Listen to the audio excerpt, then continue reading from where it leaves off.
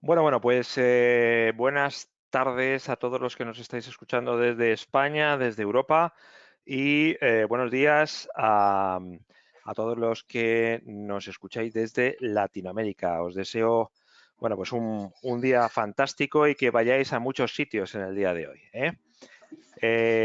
Bueno, yo soy Daniel, estoy aquí en Sant Cugat del Vallès, en el norte de Barcelona y estaré bueno, coordinando y moderando el webinar de hoy. Os doy un par de apuntes logísticos, estaremos aproximadamente unos 45 minutos con las presentaciones y luego pasaremos a un turno de preguntas, ¿eh? Podréis participar en el turno de preguntas, ya os diré cómo, pues vía micrófono o por el chat. Siempre preferimos que participéis vía micrófono. El webinar se está grabando y bueno, recibiréis todos la grabación del mismo pues mañana mismo, unas 24 horas después de haberse realizado. Bueno, ya sabéis que hoy vamos a hablar, bueno, tenemos una serie de expertos que nos van a hablar un poquito de la gestión de personas para después de una crisis, ¿eh? Le hemos titulado así. Son expertos en lo que es la gestión y organización digamos, en organizaciones en proceso de cambio y evidentemente la crisis que estamos pasando, pues cuando todos empecemos las operaciones va a conllevar una serie de cambios importantes en la gestión de las personas, ¿eh? Y de esto vamos a hablar hoy. Para ello tenemos a las dos personas que están en la webcam, Rodrigo y Sandra, que están cerca de Bogotá, exactamente, y Josep Alonso, que está en Montreal, ¿eh? Bueno, pues tenemos un webinar bastante internacional. Bueno, pues nada, Rodrigo, estamos viendo tu pantalla. Vosotros mismos empezáis a presentar y yo aparezco en la mesa redonda. Perfecto. Joseph, te cedo la palabra. Muy bien, pues muchas gracias a todos, a todas. Bienvenidos al webinar por mediación de 360. Muchas gracias a IT Latino, que nos facilita esta plataforma. Como podéis ver, yo soy Josep Alonso, estoy en Montreal, en Canadá. Y simplemente nosotros somos si le das a la tecla otra vez, somos una empresa, una de consejería, en la cual pues somos una organización global, estamos en Montreal. Tenemos oficinas únicamente en Montreal y nos desplazamos directamente por a través del mundo. Somos una consultoría que es completamente independiente e imparcial, es decir, que no trabajamos para ninguna otra empresa de software más que para nuestros clientes, que seríais ustedes, para darles un poco dirección y ayuda en la selección de un software. Cubrimos 24 industrias distintas. Somos los 190 empleados actualmente. Casi, bueno, prácticamente todos estamos en casa hoy en día a causa de lo que estamos viviendo, como me imagino que muchos de ustedes también.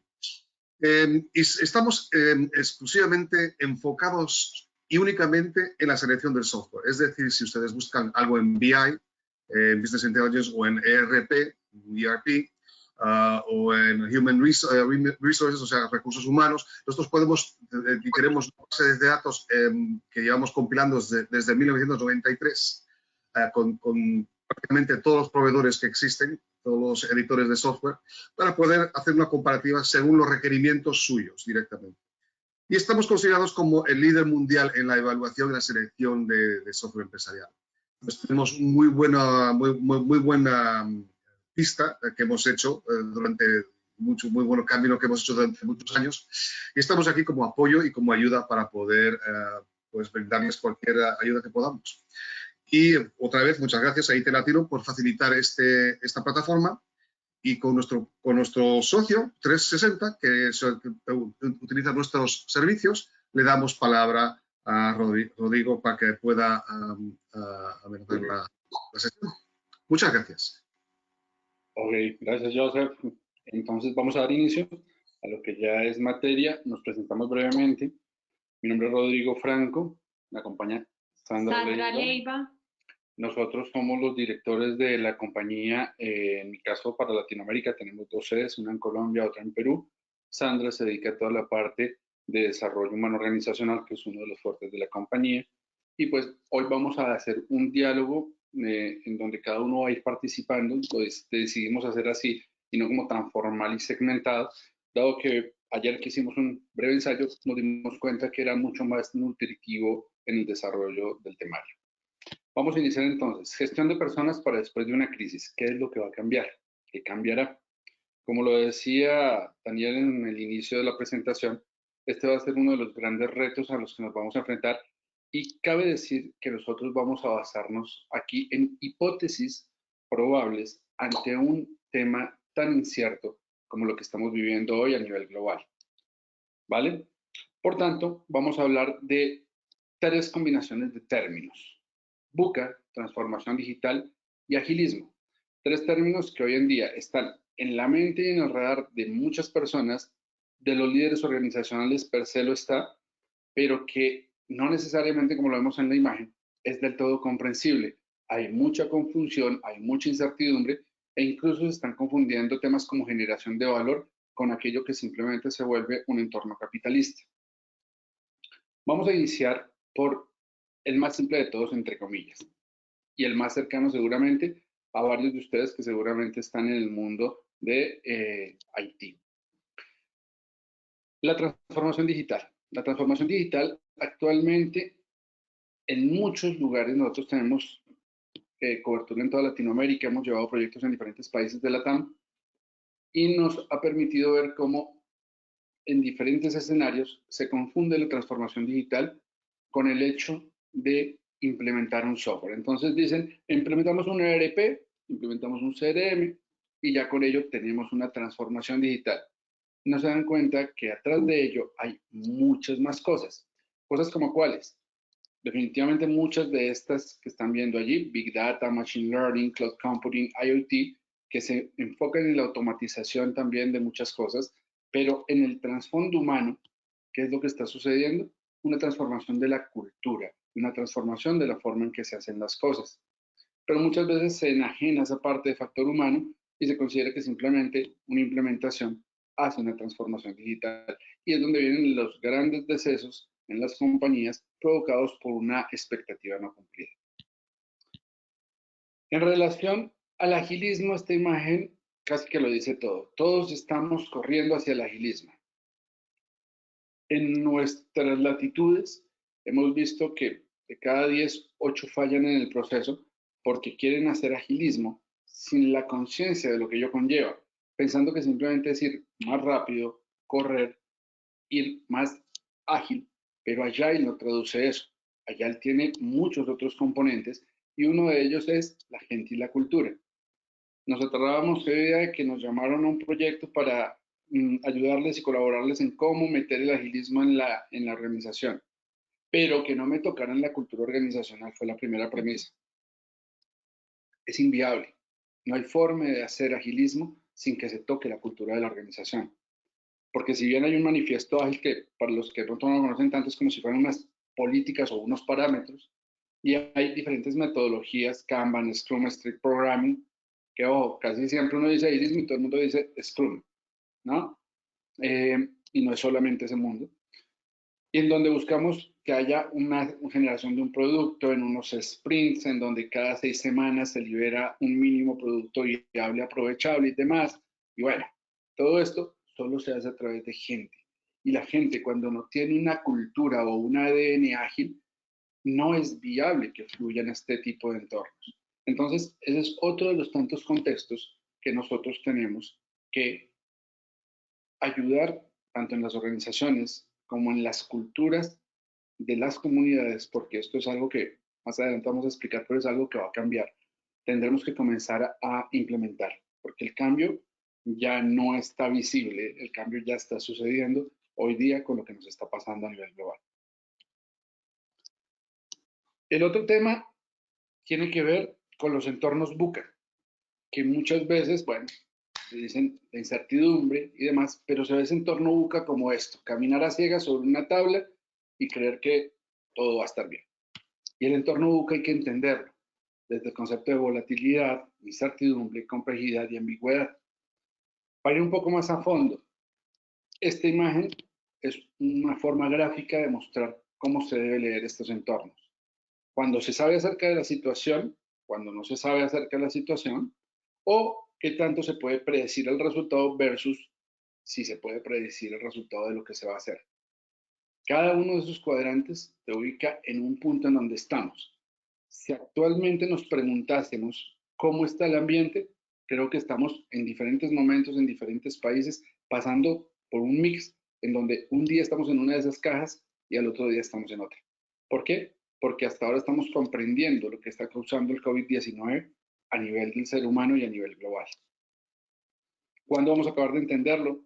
Cuando pase más tiempo, cuando tengamos ya un contexto de salubridad mejor, cuando tengamos un contexto de que haya una vacuna, cuando pasen muchas cosas. Pero seguramente, y esto es parte de nuestra hipótesis, veremos cosas que en el contexto actual no hemos visto, porque ha sido diferente leer de la peste bubónica o de la gripe española en los libros, con los datos que ellos nos refieren, cuando no había una trazabilidad tan alta como lo hay ahora a través de las tecnologías de información, a lo que estamos viendo hoy con una hipercomunicación, que era un tema que estábamos conversando ayer con Sander, y en donde esa hipercomunicación, desde el punto de vista psicológico, tiene unas consecuencias, que le cedo el paso a Sandra para que hable un poquito de ello. Esta hipercomunicación nos lleva a que nuestra amígdala cerebral esté siempre alerta para reaccionar. Entonces, en un entorno que para nosotros en este momento es ambiguo, porque no sabemos todavía mucho de la situación y tampoco sabemos qué va a pasar. Lo que está haciendo en muchas de las personas es que entremos en un valle de desesperación. Hay mucha gente con ansiedad, mucha gente con depresión.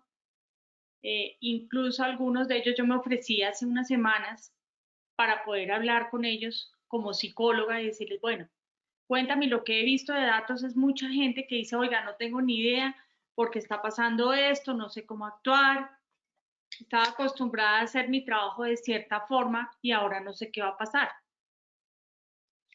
Vale, eso, nombrando, es tan solo uno de los tantos contextos del orden humano que más adelante vamos a profundizar en ellos.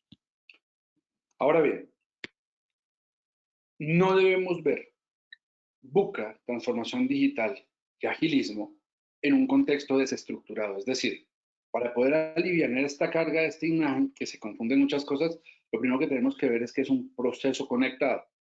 Es decir, VUCA hace que se dé una génesis donde transformación digital y agilismo se convierten en dos vectores que nos van a permitir aligerar la carga, valga la redundancia, pero también lograr resultados, porque muchas de las cosas que hoy conocemos van a necesitar automatizarse, muy seguramente. Y muchas de las cosas que hoy conocemos, que eran aquellos proyectos transaccionales tradicionales, van a verse volcados a través de la tecnología, e incluso ya lo estamos viviendo en nuestro caso particular, estamos acompañando en gestión de cambio y transformación digital a un proyecto de implementación SAP en una compañía multinacional alemana. Y todo el proyecto desde hace 3 semanas lo estamos llevando de manera virtual. ¿Esto a qué lleva? A que tengamos que tener parámetros de ya no tener reuniones tan extensas, sino hacer dailies y hacer diferentes cosas para que las cosas fluyan y la gente se canse menos. Creo que los aquí presentes, que ya lleven una cierta temporada, nosotros llevamos 2 semanas en Colombia ¿cómo se llama esto? De aislamiento social. Hay países que ya llevan más tiempo. Creo que ya están sintiendo que trabajar desde casa a veces puede ser más agotador porque mientras nos adaptamos los tiempos se vuelven mayores. Y otro gran error que estamos viendo en las organizaciones a las que acompañamos es que quieren mandar el mundo real en el mundo virtual. Y eso es poco práctico y poco eficiente. Tenemos que adaptarnos a las nuevas realidades y a la nueva forma de trabajar. Ahora bien, vamos a retomar desde el entorno VUCA algo que nos tiene que comenzar a llamar la atención, y es, ante estos entornos VUCA y ante lo que estamos viviendo, ¿necesitamos hablar de cambio o necesitamos hablar de transformación? O incluso, hipotéticamente, necesitamos hablar de un híbrido entre las diferentes circunstancias en cada escenario. Vamos a ver un poco, ¿qué es cambio? Cambio, como lo ven en la imagen, es algo puntual, específico. Va direccionado hacia el hacer de las personas y busca un nuevo estado. Es decir, yo quiero que ahora la persona haga su trabajo de determinada manera, sobre determinada plataforma y con X indicadores. Y eso lleva una curva de aprendizaje, desaprendizaje y demás. Hay que tener en cuenta que los cambios se producen en un corto tiempo. Eso es lo que estamos viviendo ahorita, un cambio. Pero el cambio por sí solo no logra la transformación. Con esto ya les estoy diciendo que cambio y transformación no son lo mismo, que también a veces se confunden.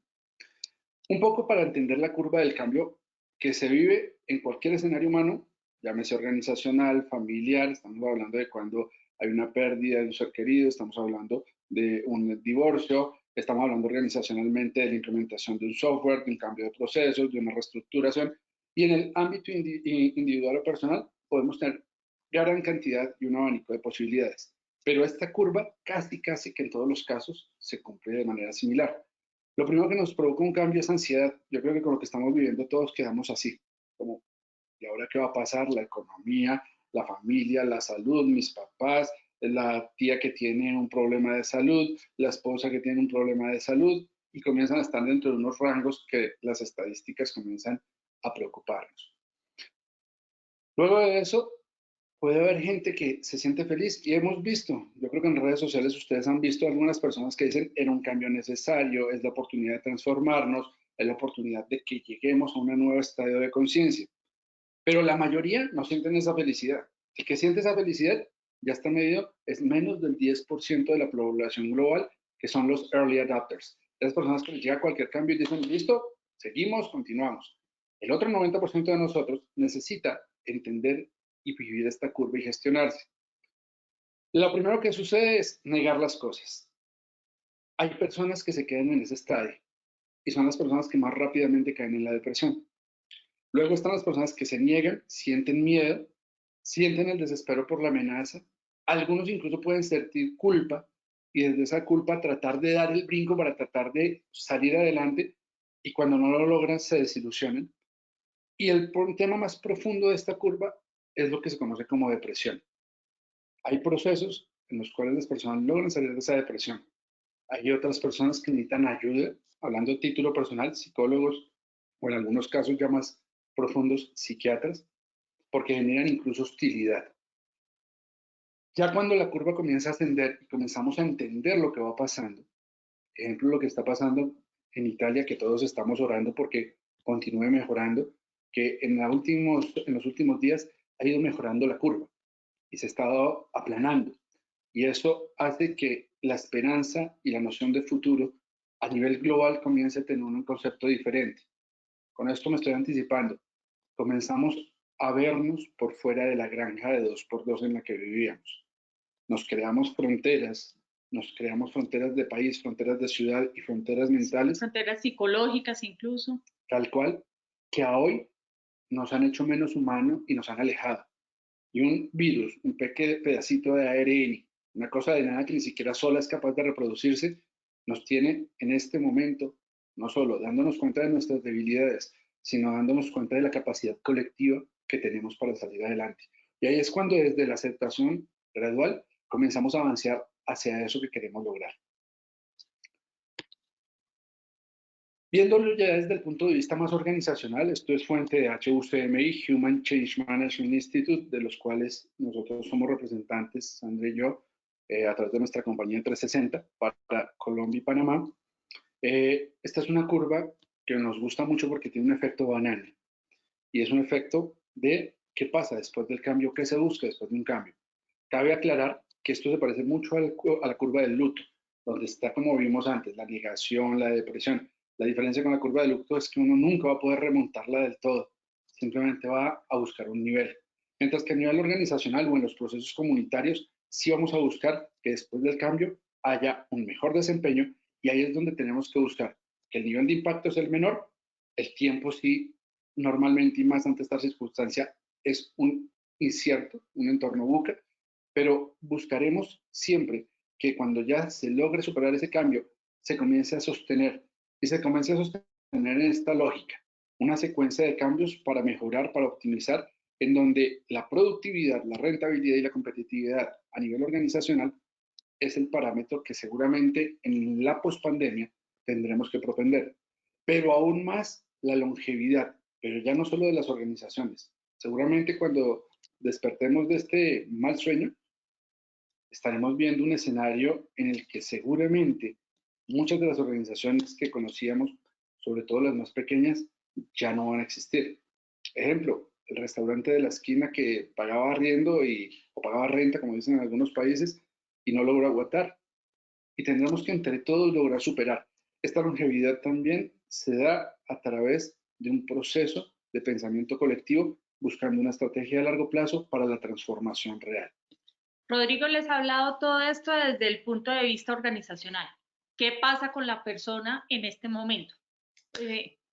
Equiparemos productividad con un proceso de adaptación. Todos estamos adaptándonos a esta nueva situación que estamos viviendo, a que la forma de trabajar cambió, que ya no salimos a nuestros trabajos, sino que lo hacemos desde la casa, que además en la casa no estamos solos, convivimos con otras personas. Entonces podemos estar en medio de una reunión y el chico de 14 años pasa por detrás de nosotros. La abuelita está por allá en la cocina haciendo el almuerzo y se oye el ruido de la cocina, cosa que nosotros no veníamos acostumbrados. Luego seguimos a un proceso de aprendizaje y es desaprender esos viejos hábitos que teníamos, que el trabajo tenía ciertas condiciones para aprender nuevas condiciones de trabajo y nuevas herramientas. Finalmente llegamos a un proceso de adopción de ese cambio para llegar a un crecimiento que sería la transformación.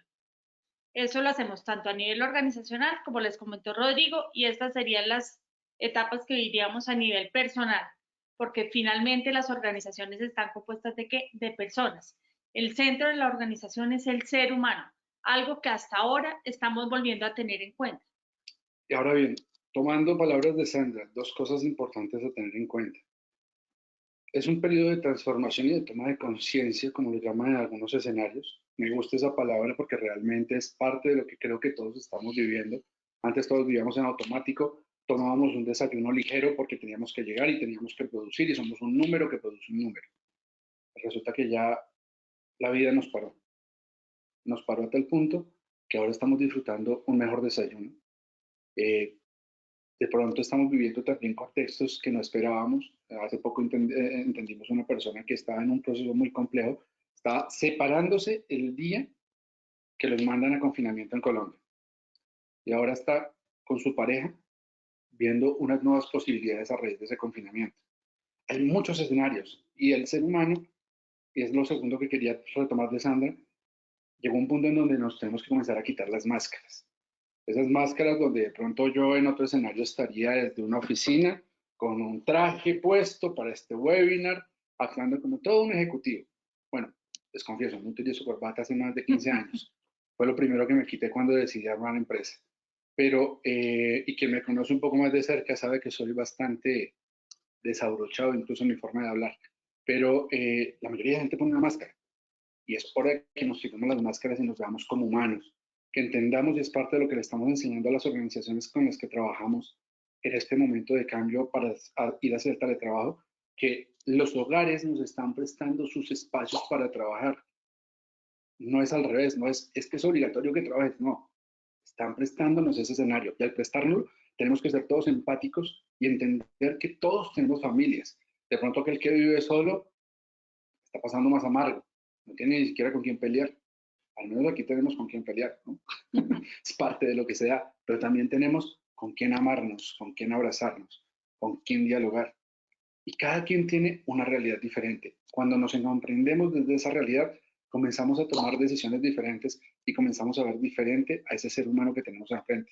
Seguramente después de esto, cuando lleguen a sus empresas, a sus organizaciones o a sus clientes, ya no los van a ver como, voy a ser muy castizo, la persona de contabilidad que molesta y no me paga la factura, el financiero que no suelta un peso porque es tacaño, el de tecnología que solo quiere automatizar para quitarnos el trabajo, sino que vamos a entender a Pepe, a María, a Luisa, a Felipe, desde diferentes ópticas, porque ya vimos algo común, algo que nos afectó a todos.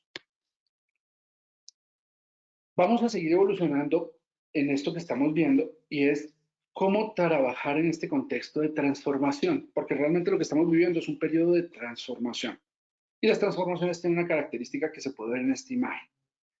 Es una evolución desde el ser, no solamente desde el hacer. ¿Eso qué quiere decir? Que todo lo que es cambio se involucra en la transformación. Recuerden que son ciclos continuos, evolutivos, progresivos y de orden sistémico. Una palabrita que viene de la psicología y que muchas veces sacamos del contexto. Y es que hoy estamos entendiendo que lo que una persona en China comenzó a sufrir de una enfermedad, por la teoría que a ustedes les guste, desde la más conspiracional hasta la más sencilla, como que fue el murcielaguito crudo, créanme que comienza a tener un contexto diferente porque ya nos dimos cuenta que estamos conectados. Y en un mundo globalizado estamos hiper conectados, a un punto que un virus nos puso en este jaque. Pero adicionalmente es un estado dinámico, es un estado de cambio dinámico. Es decir, después de esto que estamos viviendo, todo va a ser mucho más dinámico, todo va a estar cambiando. El negocio que hoy funciona, en un año seguramente no va a funcionar. Es parte de nuestra hipótesis porque esto lo que hizo fue que aceleró el ritmo de los cambios y lo va a acelerar más fuerte de lo que la tecnología lo había acelerado.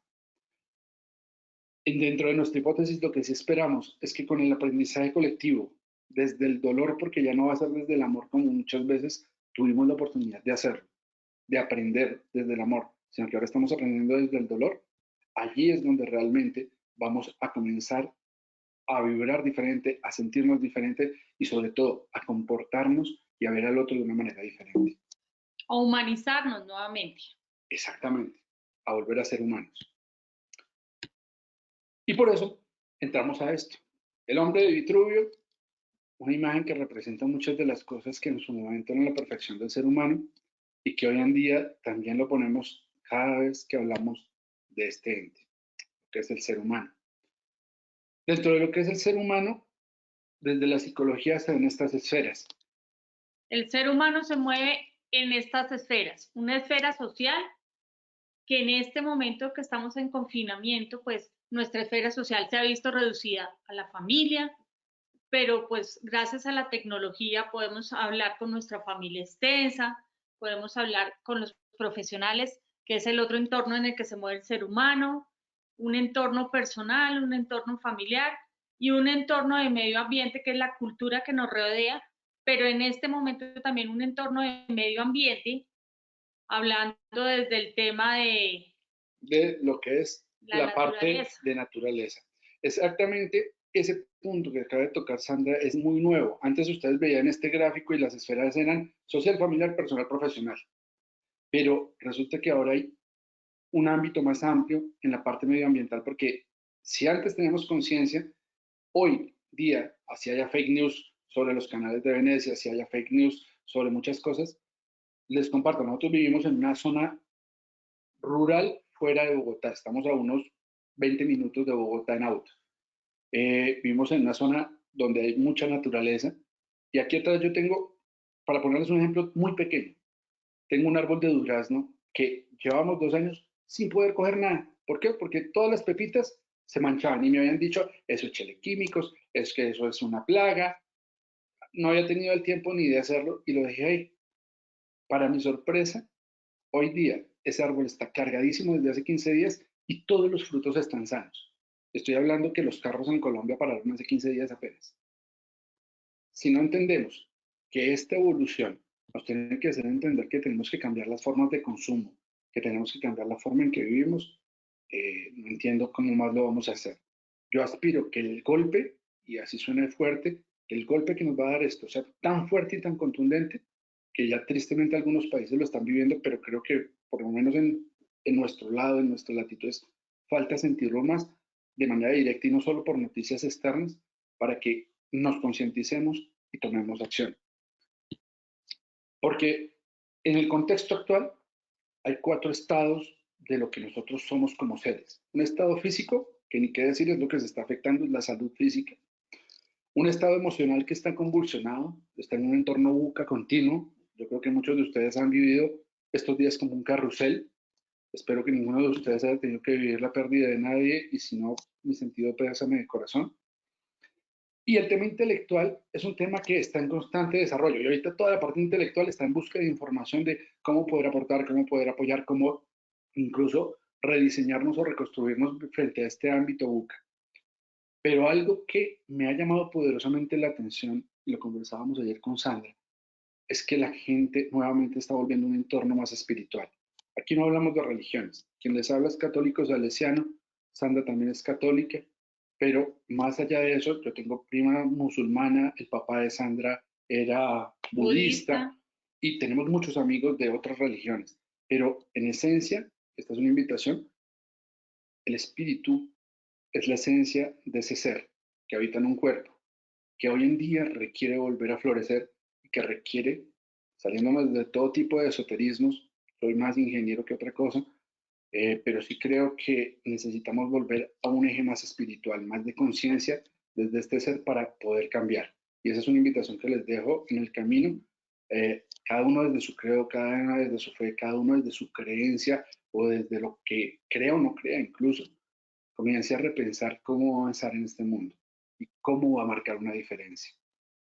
Ese mundo espiritual también nos lleva nuevamente a conectarnos desde lo humano, a ver al otro que también tiene unas necesidades y algo importante que va a pasar ahorita, que es nuestra teoría, vamos a volvernos un poco más colaborativos, porque ya no vamos a estar pensando en solamente lo que a mí me interesa, sino que además estoy viendo realidades de otras personas y me voy a volcar a ayudar. Lo hemos visto ahorita en las noticias. ¿Cuántas personas están ayudando a los demás? Así es. Y entonces, ¿qué tiene que ver todo esto al ser humano con transformación digital y con agilismo? ¿Cómo se conecta? Pues sencillo, el ser humano es el centro de todo. Él es el que hace la realidad de la transformación digital. Él es el que hace realidad el agilismo. Y él es el que adopta, apropia todos estos escenarios. Pero vamos a verlo desde el entorno buca también. Estamos en un entorno volátil, incierto, complejo y ambiguo. Lo más curioso del caso, todo sucediendo casi que sincrónicamente, al unísono, en paralelo, en diferentes momentos durante un mismo día incluso, en donde tenemos mucha gente enferma, tristemente muchos decesos, y donde la pospandemia es una teorización que todavía está en ciernes. Viendo el London College, nos dicen que esto va a durar 18 meses, en donde trabajamos 2 meses desde casa, 1 mes fuera, y cuando vuelve y sube el pico otros 2 meses. Aquí en Colombia ya la alcaldía de Bogotá, la alcaldesa de Bogotá, que es una mujer, salió ayer diciendo que vamos a durar 3 meses en cuarentena. Vamos a ver, todavía es muy incierto lo que puede llegar a suceder. Lo que sí podemos tener claro es que después de esto nada va a ser igual. Pero ojo, eso pareciera que es catastrófico. Y ojo que eso lo entiende el cerebro así. Parte de lo que hace nuestro cerebro es leer siempre el caos. Es decir, siempre va a lo negativo. Llega una llamada y con que le digan uno algo, uno siempre piensa en lo más negativo. Le pasó algo, si es alguien que no nos llamó hace muchos años, se le murió a alguien, le pasó algo, es normal, nuestro cerebro viene preparado para eso. Sin embargo, este es el momento de que comenzamos a entender que no necesariamente va a ser negativo, todo lo contrario, puede ser muy positivo. Nuestro cerebro viene solamente para una función, permitir la supervivencia. Entonces, ¿qué es lo que tenemos que hacer? Coger en este momento lo que nos permite sobrevivir, adaptarnos, aprender y evolucionar. Tal cual. Entonces, en ese contexto que acabamos de darle, ¿cómo tomar agilismo y transformación digital? Vamos a ir por partes. Lo primero es que tenemos que pasar de una comprensión de un entorno de cambios secuenciales para la transformación a un entorno donde estas dos figuras se comienzan a fusionar. Estos son iteraciones del agilismo, en donde en cortos periodos de tiempo tenemos que generar muchos resultados. Organización y persona que no aproveche este tiempo para reinventarse, muy seguramente la va a tener más compleja en adelante. Yo les comparto, nosotros nos estamos reinventando con un grupo de 6, 7 profesionales más, algunos que son directos de 360, otros que hacen parte de la comunidad activa de nuestra organización, cada uno de su especialidad, y hemos comenzado a hacer entornos ágiles direccionados por un Agile Coach que nos permiten generar nuevos productos, nuevos servicios y fortalecernos. Pero adicionalmente, parte de lo que entendimos era que si bien ya hacíamos algo en la parte social, no conectado a responsabilidad social empresarial, porque en mi particular tengo una visión tristemente negativa en mi contexto local de eso, que lo utilizan es para bajar impuestos, lo cual no debería ser, sino realmente una verdadera responsabilidad social. estamos sacando también una serie de servicios a gratuitos para las personas y generar unas salas para las personas que quieran desde diferentes países conectarse y poder conversar con nosotros, tener una psicóloga, un coach al lado para poder desahogarse, para poder hablar. Sobra decir que al final de la presentación estarán nuestros datos para lo que necesiten. Y si alguien quiere simplemente chatear con nosotros, hablar con nosotros, ahí estaremos para ustedes. Lo otro, desde la transformación digital, se hablaba de implementar, se buscaba automatizar, pero ahora tenemos un ingrediente que también lo va a complejizar más, la virtualidad. Porque definitivamente el ser humano es tribal y es social. Y al no tener esos procesos de socialización, sino tenerlos mediados por un ente virtual, mucho de lo que hoy conocemos tendrá que cambiar en ese escenario en lo que es la parte de tecnologías de información. Muy seguramente se van a potencializar, es parte de una hipótesis. Pero ahora, centrémonos en lo que es el eje de esta charla, los seres humanos. Con este propósito, porque lo veo como un propósito, esto que estamos viviendo, este entorno volátil e incierto, cada vez vamos a ser mejores seres humanos. Nos vamos a conectar desde una vida más integral, entendiendo que el otro también tiene familias, sueños, problemas, y respetándonos desde ahí. Buscando incluso una cooperación, y lo decía Sandra, muy sistémica, pensando a través de un sistema de valores nuevo para servirle al colectivo. Hoy en día lo estamos comenzando a ver y se está comenzando a ver esos primeros conatos de colectivismo y de solidaridad, pero que para muchos dirá, eso es mientras pasa la pandemia. Vuelvo e insisto, todo dependerá de qué tan duro va a ser el golpe, qué tan duro también nos den la cercanía y qué tanta gente veamos que está muriendo. Yo hoy estoy preocupado por el Ecuador, no vivo allá, pero tengo amigos, tengo conocidos allá y la están pasando muy mal y se está desbordando el tema. Vamos a ver cómo sigue avanzando a nivel global. Definitivamente vamos a tener mayor conciencia y mucha conciencia sobre el medio ambiente, sobre su impacto. Y eso va a cambiar muy, muy trascendentalmente la forma, no solamente en que vivimos, sino la forma en que negociamos, la forma en que trabajamos. Es probable que la vivencia de estos escenarios en casa fortalezcan aquello que se perdió hace mucho tiempo, y lo decía Sandra, la familia. La familia, desde Platón, Aristóteles y demás, ha sido considerada la base de toda sociedad. Pero llegamos a un punto en donde, como nos deshumanizamos, nos desvinculamos de aquellos seres que amamos y de aquellos seres que en algún momento, por más problemas que se tengan, son las únicas personas con las que contamos, y es el caso de lo que estamos viviendo ahora. Pero ¿y cómo tener unas buenas prácticas para este nuevo contexto? Desde el punto de vista de factor humano, lo primero es tener una alta comunicación. Ojo, diferente hipercomunicarse a alta comunicación. Y entendiendo la comunicación no como la información que me llega o la que envío. Me llegó un WhatsApp, lo reenvié. No, es ese contexto en el que me relaciono con el otro y me comunico entendiendo el feedback del otro y haciendo una comunicación en espejo en donde yo le digo, ven, ¿qué es lo que tengo que traer de la tienda? ¿Leche, jamón y huevos? No, solo leche y huevos. Ah, ok, ya entendí mejor el contexto. Les pongo un ejemplo así de simple para regalarles una herramienta que se llama comunicación en espejo. Siempre parafraseen al otro. Cuando ustedes hacen eso, el cerebro de los dos se alinea y la comunicación realmente surge. Va a haber seguramente mayor peso en la proximidad y en el relacionamiento. Es decir, cada vez va a ser más importante que nos acerquemos los unos a los otros, y va a ser la carencia de ese abrazo, de ese beso, de ese, incluso por más apáticos que seamos, tener al otro lado tomándose un café, se va a volver más necesario. Seguramente vamos a pasar una curva donde durante un tiempo no nos vamos a querer ni tocar y vamos a estar un poco más aislados. Incluso seguramente esto será por orden gubernamental o por simple lógica.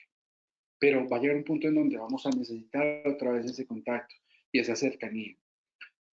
Una cercanía que se va a dar mucho desde la empatía y la conexión emocional de lo que estamos viviendo como comunidad global, en donde ya nos duele lo que sucede en el otro lado del mundo, o nos importa por lo menos. Con una alta prioridad, insisto en los valores. Les recomiendo para eso un libro, se llama Administración por Valores, APV, de Ken Blanchard. Es un libro excelente para aquellos que lideramos cosas o que vamos a liderar cosas, porque yo soy consciente de que todos somos líderes, sino que a veces creemos que solo los que tienen un cierto rol, cierto cargo o cierto don de mando lo ejercen. pero yo puedo ser líder de mi propia vida, puedo ser líder de mi familia, puedo ser líder de mi comunidad. Y en este momento eso es lo que necesitamos, muchos líderes que se quieran echar esto al hombro y quieran jalar la carreta con otros que estamos dispuestos a hacerlo, pero dándole prioridad siempre a los valores. De ahora en adelante, todas las tomas de decisión, y se acordarán de mí, van a cruzar por una franja de priorización de valores antes de que afecten a la sociedad. Autogestión y autodeterminación son fundamentales. Esto viene del agilismo y es necesario que la gente sea capaz. Estamos ahora trabajando desde la casa. ¿Qué tal que yo me levantara a las 10 de la mañana en pantuflas? No sé si se diga pantuflas, chancletas o de alguna otra manera en cada uno de sus países.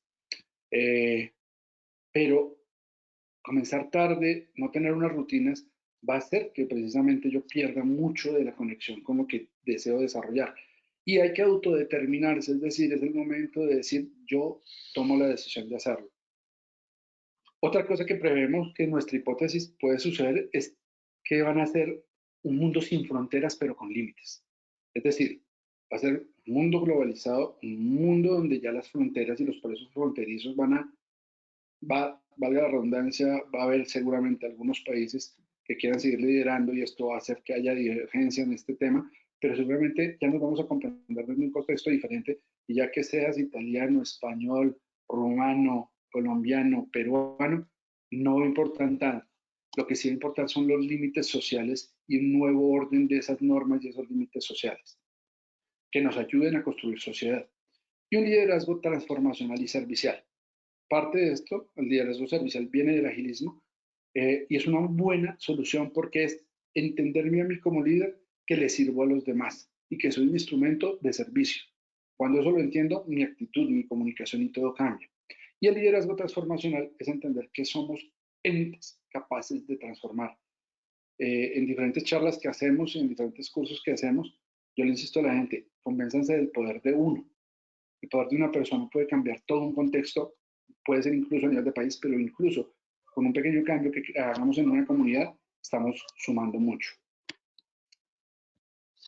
Ahora bien, un habilitador para todo esto que hemos venido hablando, y se los digo desde el título de quien lo conoce a fondo, porque soy de los primeros que lo utilizó por fuera de Brasil, es el HCM Book, ya les voy a hablar de esto. Es una guía metodológica, por verlo de alguna forma, que es el Human Change Management Body of Knowledge, propiedad de Human Change Management Institute, del cual, como les mencioné al inicio, Sandra y yo somos representantes para Colombia y Panamá, que permite no solo a organizaciones, sino también a personas entender desde la teoría, pero también desde la práctica, cómo actuar frente a estos cambios disruptivos y frente a los cambios que nos están planteando. ¿Por qué? Porque permite hacer una óptima transición de un estado actual a un estado futuro, planeando, aplicando, midiendo y monitoreando toda esa atmósfera humana, que es la más compleja de todas, para incrementar la posibilidad de éxito de aquello que queremos lograr y evitando incluso las resistencias naturales, que hoy en día, a diferencia de hace 15 días, que las resistencias naturales uno las veía exógenas, es decir, las veían los otros, la mayor barrera que tenemos actualmente es interna. Es de, oiga, yo cómo soy capaz de generar mi trabajo desde mi casa al lado de mi cocina. Ahorita, por ejemplo, nosotros estamos en una sala de la casa nuestra, ¿no? Y comenzar a ver, estoy yendo desde lo simple, pero puede haber resistencias mucho más profundas, temores profundos que tenemos y que debemos superar. Y el HCM Book puede dar una guía funcional, no solo para organizaciones, sino, como digo, para personas. Este es el libro del HCM Book, sobre el cual nosotros también pues, dictamos una serie de cursos a nivel de los países que les mencioné, pero esto está por todo el globo. En España hay centro de formación, que son unos colegas nuestros, en México y en toda Latinoamérica también estamos. Y esta es la base fundamental del HCM Book. Si bien está muy orientado para procesos de tecnología e información, es muy adaptable a todos los temas de cultura y a todos los temas incluso personales, en donde grupos de procesos y actividades y macroactividades transversales se conjugan para lograr un resultado. Y en primicia para ustedes, desde la HUCMI, todos los centros de formación, vamos a lanzar en breves días toda la parte de gestión del cambio para entornos ágiles y ambos cursos también en un entrenamiento virtual en vivo. Cualquier información que necesiten, también nos lo preguntan y con gusto les ayudaremos para que se puedan conectar en cada uno de sus países con las personas correspondientes para que puedan tomar los cursos. Ahora bien, Ya para cerrar, porque me quedan un minuto según esto, un minuto y medio, ¿qué nos hace un poco diferentes? Además de todo lo que nos han escuchado, que creo que ha sido basadas en hipótesis, genera un poco de interés sobre la forma en que vemos las cosas. Primero, nosotros llevamos mucho tiempo en Latinoamérica buscando que las organizaciones se humanicen, que se conecten desde lo humano, que conecten esa cultura con la estrategia, potenciando así el resultado, pero a través de las personas, no al coste de las personas. Otra cosa es que hacemos un abordaje totalmente holístico y creativo con aquellos que nos benefician, dejándonos ser parte de su vida, sean personas o sean organizaciones, porque nuestros servicios no solo se aplican a organizaciones, también a personas. Tenemos un manejo muy estratégico, ser operativo, con una cobertura para toda Latinoamérica, en donde gestionamos mucho las expectativas y actuamos como un seguro para proyectos y para iniciativas, teniendo también muchos casos de éxito que podríamos compartirles. Conectando también desde el humano y aplicando neurociencias para facilitar en este momento el aprendizaje y desaprendizaje necesario para que esa experiencia de ese ser humano sea el centro de todo el proceso. No me queda más por decirles, con TEC hemos hecho este webinar para poder compartir un poco de nuestro conocimiento, de nuestra experiencia e incluso de las hipótesis que tenemos sobre lo que va a ser este proceso post-pandemia. A la izquierda, nuestros datos de contacto, la página web de nuestra compañía, los correos. El que quiera tener un contacto más directo me manda un correo a mí o a Sandra y con gusto por WhatsApp comenzamos un contacto y sientas en libertad. Si lo que necesitas es una palabra de una persona amiga, Pues muchas gracias, Rodrigo y Sandra. No sé si Josep quieres participar en la mesa redonda. Os animamos a participar. Podéis participar directamente vía micrófono si levantáis la mano, accionando el botoncito levantar mano del panel de control. Yo os abro el micro. Preferenciamos a aquellos que participáis directamente vía micrófono, y si no, pues también lo podéis hacer por el chat, bueno, en el chat de GoToWebinar. Bien, pues mira, yo quería, a raíz de lo que habéis comentado, bueno, hay varias cuestiones que me gustaría plantearos. De alguna forma, una situación como la que está ocurriendo ahora también se puede ver, efectivamente, bueno, tiene algún lado positivo, por así decirlo, pero uno de los lados positivos es que puede, de alguna forma, obligar a ciertas organizaciones o a ciertas personas también salir de la zona de confort, ¿no? Es decir, esto que se suele decir de que de vez en cuando hay que salir de la zona de confort, con una crisis como la que está ocurriendo casi sales por obligación. Así es. Y de modo lo que estás diciendo, ayer lo conversábamos con Sandra cuando estamos haciendo como una práctica de esta charla, con la ayuda de nuestro hijo de 14 años. Tenemos un hijo de 14 años, que fue lo que ella mencionó. Veíamos que los contextos que se vienen, hablando hipotéticamente, pues repito, van a ser conceptos en donde la zona de confort, que es una zona que incluso el cerebro tiene mapeada, va a comenzar a no existir, porque los cambios van a ser cada vez más rápidos, más dinámicos y más fuertes. Entonces, lo que hoy existe, mañana ya no existe. Y a eso nos vamos a tener que abocar. Seguramente la parte límbica del cerebro, que es la parte que maneja las emociones, tendrá que llegar a conectarse mucho más fuerte para que la inteligencia emocional sea cada vez más importante, incluso de meditar lo que debe ser, que la parte cognitiva. Es decir, más importante que una persona sepa manejar X o Y herramienta, que eso va a ser un deber ser, va a ser la capacidad intelectual, no sino emocional, perdón. La capacidad de gestionar tus emociones. Para ser resiliente. Para adaptarse a esos nuevos cambios que nos está poniendo el contexto.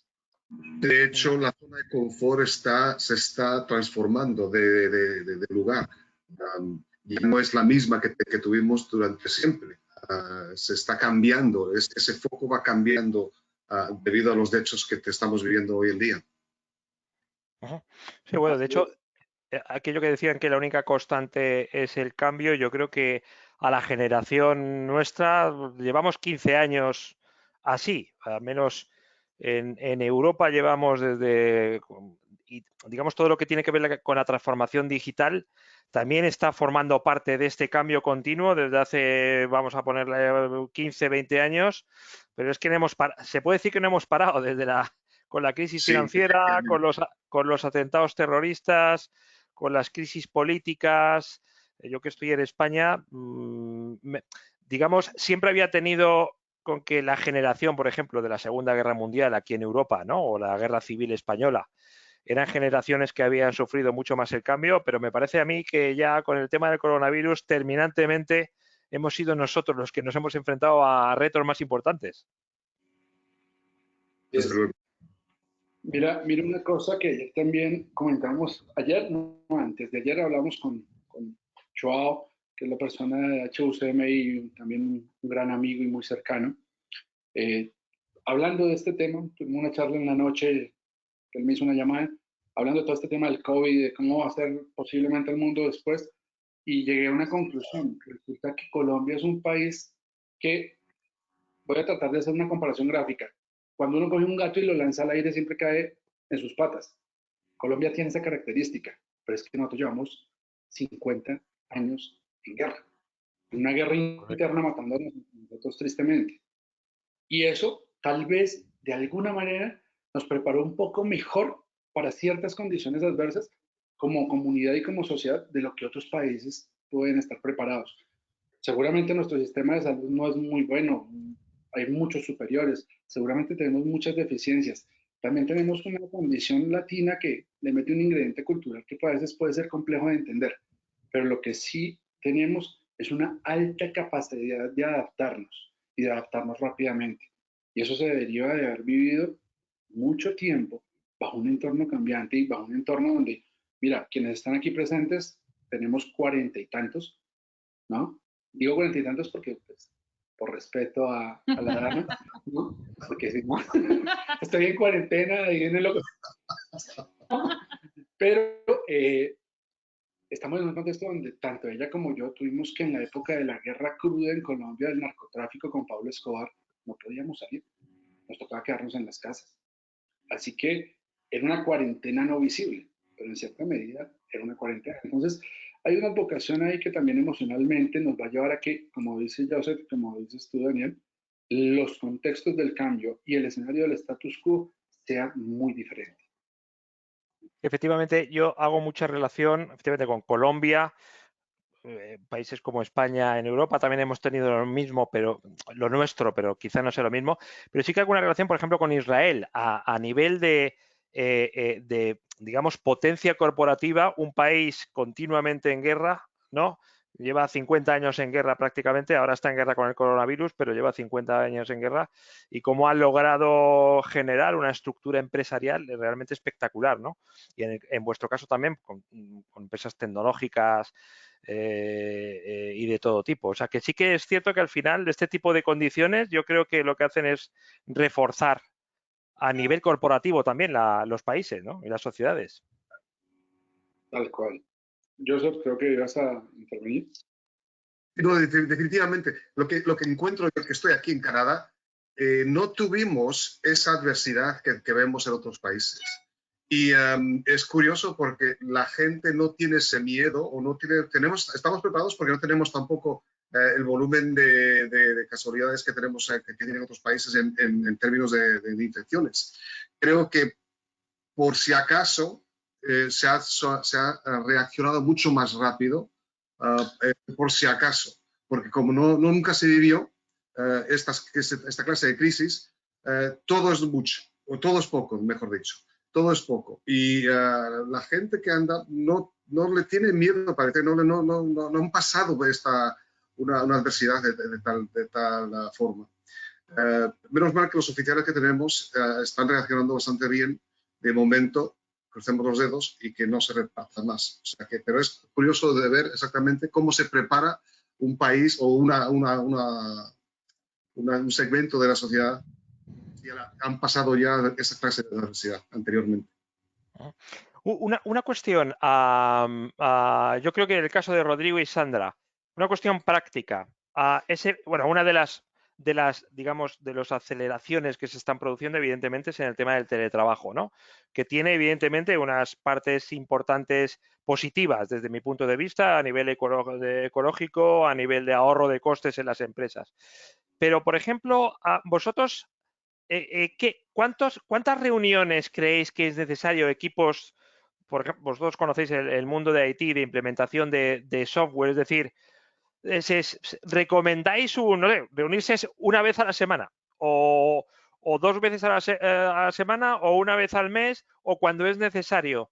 La reunión física, cuando se puede hacer, ahora tampoco se puede hacer reunión física, pero ¿cuándo recomendáis hacerla? Suponiendo que estamos ya en entornos donde el teletrabajo se va a imponer mucho más.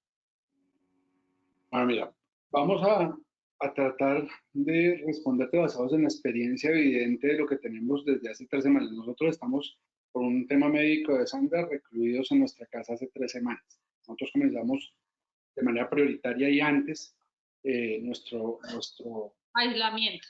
iba a decir Aislamiento. encierro, bueno, aislamiento suena más bonito, ¿no? El caso es que hemos seguido llevando proyectos, hemos seguido contactando con clientes, hemos seguido trabajando y parte de lo que hemos ido aprendiendo con nuestros clientes es lo siguiente.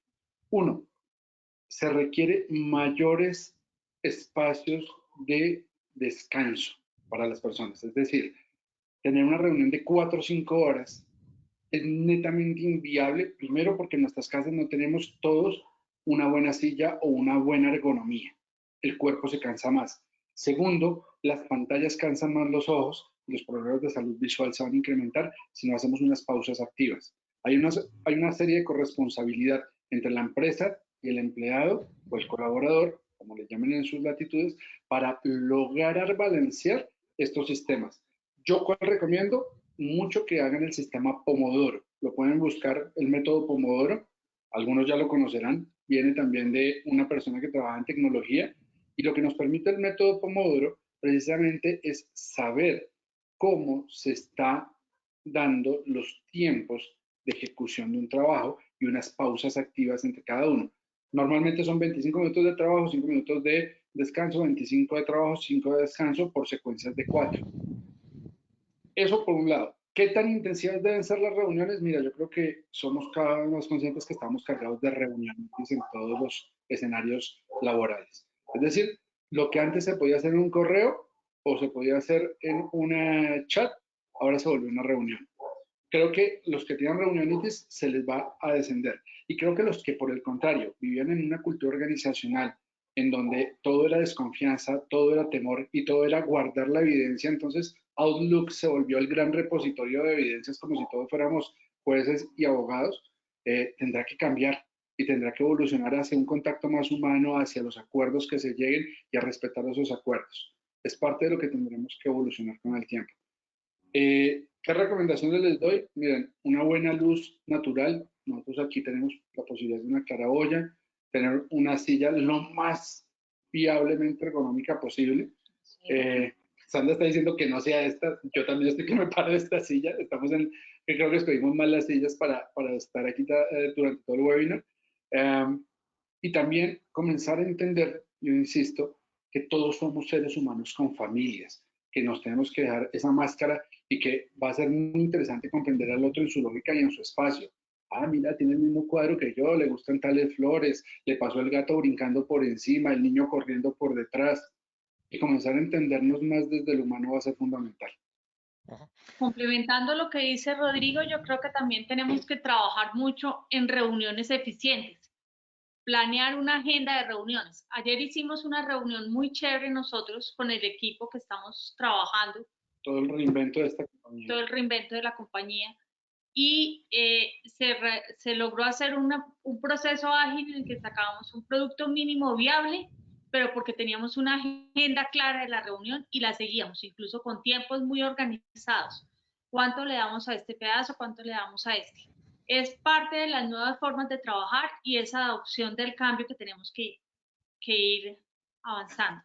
Y para cerrar el punto que está tocando Sandra, es supremamente importante que la gente en el área de trabajo indague, investigue y conozca las herramientas tecnológicas, no solo corporativas, que también pues Tech es muy especialista en esto, sino incluso las que como ser humano yo puedo utilizar. Ejemplo, voy a conectarme con mi familia y WhatsApp solo permite 4 personas. Abro un Zoom o abro un Happy Fest, creo que se llama, donde hay 8 personas e incluso podemos jugar en línea, ¿no? Todo este tipo de relacionamientos comienza a cambiar. Incluso ayer me sorprendió, estamos trabajando todos como si estuviéramos presentes porque había un tablero Kanban con una serie de post-it digitales que íbamos colocando y íbamos trabajando en 2 plataformas en paralelo a través de Zoom y esta plataforma y fue espectacular. Sacamos un propósito que normalmente nos demoramos 2-3 horas en 30 minutos. Me dejó asombrado la alta capacidad que hay de autoorganizarse, autodeterminarse y por tanto ser más eficiente basado en lo que estamos comentando. Estaría bien que trabajarais junto con Tech también, a lo mejor un conjunto de herramientas, por ejemplo, de gestión de proyectos, de colaboración, que yo creo que hoy en día son críticas, ¿no? para afrontar los nuevos tiempos, ¿no? Y Josep, a mí me gustaría saber, desde el punto de vista de Tech, que sois una empresa, bueno, una corporación de tamaño medio y que tradicionalmente habéis hecho, por ejemplo, los proyectos de consultoría de software en persona. Entiendo que ¿qué dificultades crees tú que pueda haber para poder llevar a realizar los proyectos en remoto? Porque es algo que tendréis que plantearos de una forma u otra. Llevamos 3 semanas ya trabajando desde nuestras oficinas de casa. Ha cambiado algo. Es decir, normalmente cuando un proyecto una empresa se acerca hacia nosotros y quiere emplear nuestros servicios, se hace primeramente las reuniones como estamos haciendo ahora, por remoto. Una vez que está hecho el kick-off, digamos, vamos en sitio a ver al cliente para inspeccionar y para ver cómo trabajan, de qué forma trabajan. Eso se hace en persona. Claro, se hace mucho más de forma eficaz si estás viendo un proceso, cómo trabaja una fábrica, cómo se arman o cómo se montan o cómo se diluyen químicas, etcétera, etcétera. Esto pues no se puede hacer. Pero en casos donde era casi imposible, una mina que estuviese en el medio del bosque a cientos o miles de kilómetros, pues no podíamos hacerlo. Se ha hecho siempre remoto. Es un poco más complejo y un poco más intenso porque hay que preguntar muchas cosas más, muchas preguntas más adicionales que se pueden ver directamente cuando estás en situ. Pero lo llevamos bastante bien porque ya tenemos esa práctica, ya tenemos costumbre de encerrarnos en nuestras salas de conferencia en la oficina para hacer estas entrevistas y hacer el recogimiento de criterios. Cosa que hacemos ahora desde casa.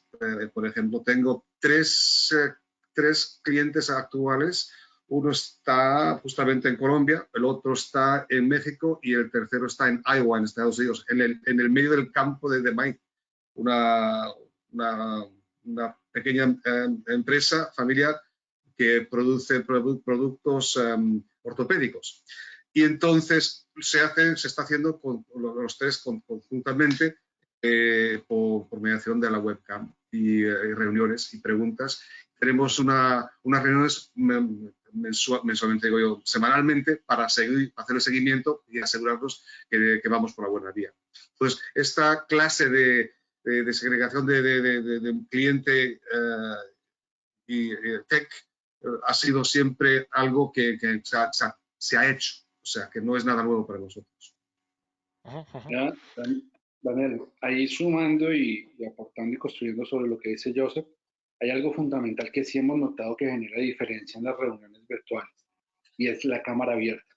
No es lo mismo que yo hable contra un telón negro o contra una proyección que cuando comienzo a ver las caras de la gente. Recordemos que solamente el 8% de la comunicación son las palabras que van por mi boca. El otro porcentaje, un poco mayor, es el tono y el timbre de mi voz. Pero el 70% es la cara que hago, los gestos que utilizo. Eso comunica muchísimo. Y eso hace que el proceso de comunicación no solo sea más relacional y cercano, que es parte de lo que se necesita en este contexto, sino que también logre la conexión que se requiere y el entendimiento que se requiere. Para lo cual, uno de los grandes retos, por lo menos en los países latinos, es tener una buena capacidad de ancho de banda, tecnología y demás. Pues yo aquí tengo el disfrute de que tengo 50 directo fibra óptica, pero no es lo más común, ¿no? Entonces, todo esto es parte de lo que seguramente tendremos que evolucionar.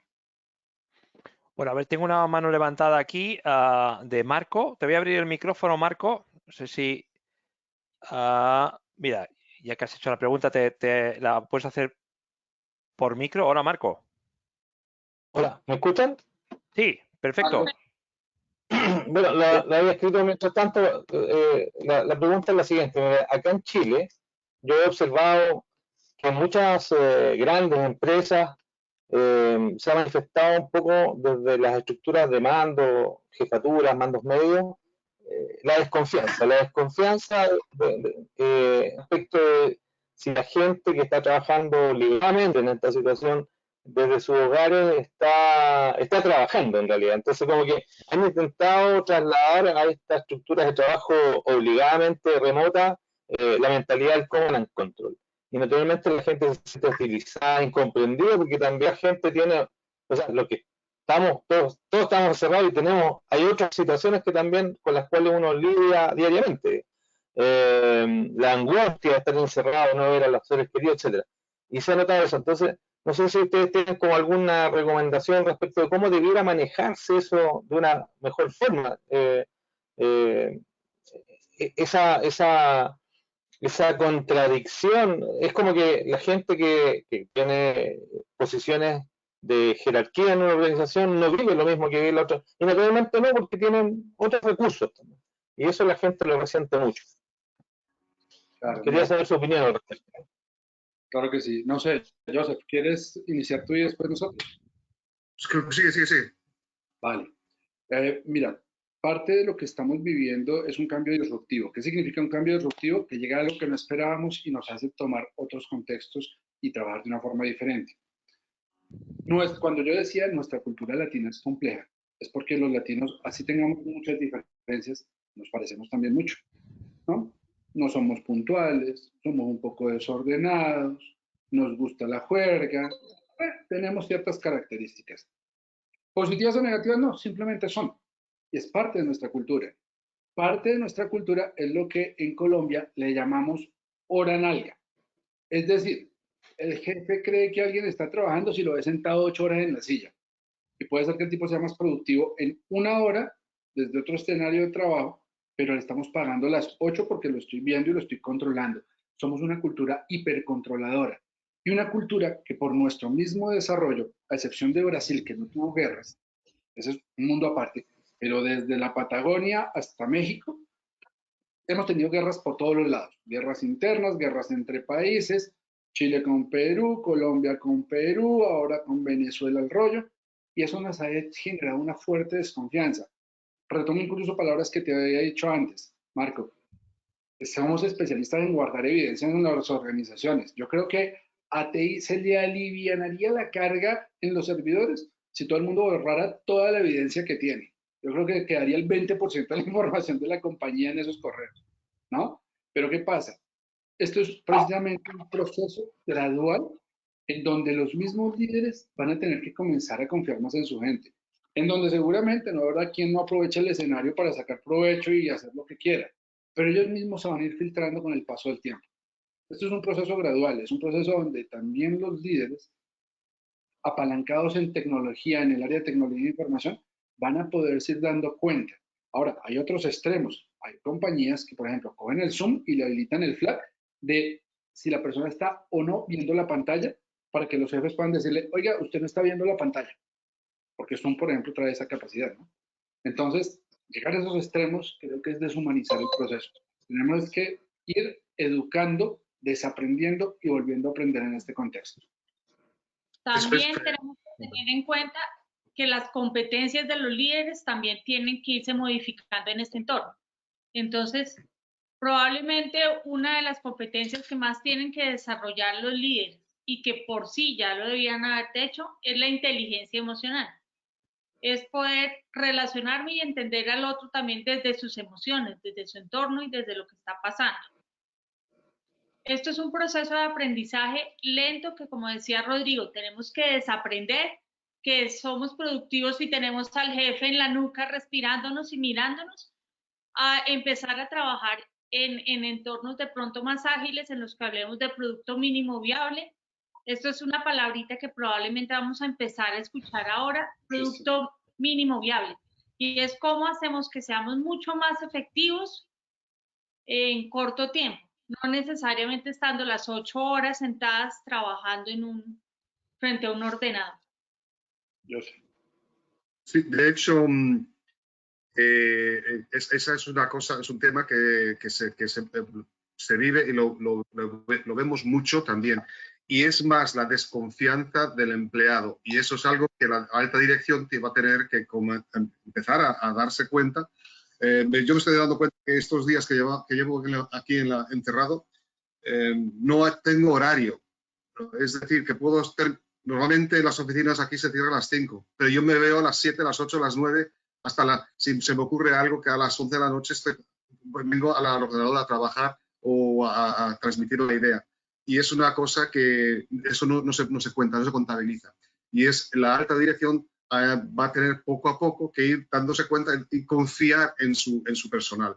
Sí va a haber diferencias porque va a haber gente que abusa ese privilegio.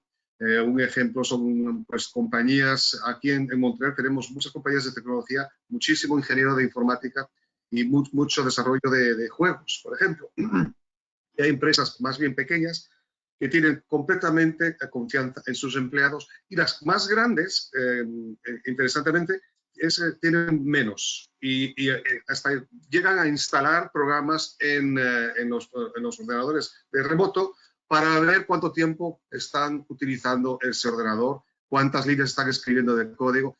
Francamente no funciona muy bien porque siempre hay formas de controlarlo, pero tampoco da una comodidad de empleado-empresa, ¿no? O sea, no crea una ¿cómo se diría? Lealtad. Confianza. Si alguien viene y te ofrece más, te vas, simplemente, sin contar el qué y cómo. Incluso, Joseph, así no te paguen más. Si hablamos de los centennials, de los millennials, esto va a hacer que ellos aún más fortalezcan su baja credibilidad en el status quo y, por tanto, su mayor cercanía con vivir la vida de la mejor manera. ¿Esto qué significa? Ah, tus valores de compañía no son compatibles con mis valores. ¿Tú no confías en mí? Me voy. Yo no confío en ti. Así es. Ahí está, sí, exactamente. Es fundamental fortalecer todo el tema de confianza y demostrar a las compañías que son capaces de confiar en su gente. Bueno, yo hablé de las competencias que deben desarrollar los líderes, pero asimismo los colaboradores también tienen que desarrollar unas competencias en relación a la autonomía, a saber gestionar mi tiempo. Y porque esto es un proceso de selección natural, los cambios también nos llevan a un proceso de selección natural.